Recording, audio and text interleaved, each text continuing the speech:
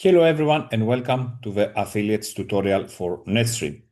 First step is visiting our site netstream/affiliate.vercel.app, and what you're going to do is you're going to connect your Slash wallet to the platform so you can create your account. If you don't know what Slash wallet means, slash.app is a site that you must visit. You can download the Slash wallet and install it on your browser and set up your passphrase. After you do that, then you are free to go to our site and click here on connect. And once you click on your connect, you can go here to profile.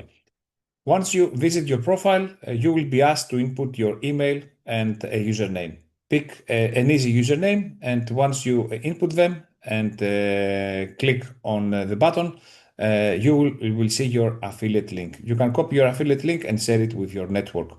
Once your network starts signing up, you can see your total referrals here, and you can also see your rewards, your fees, the USDC to be claimed, and you just click here to claim your USDC, and all the USDC will be transferred to your Slash wallet. That's it. Thank you very much for watching. Have a good sales and a good session with your networks, and I'll see you in the next video.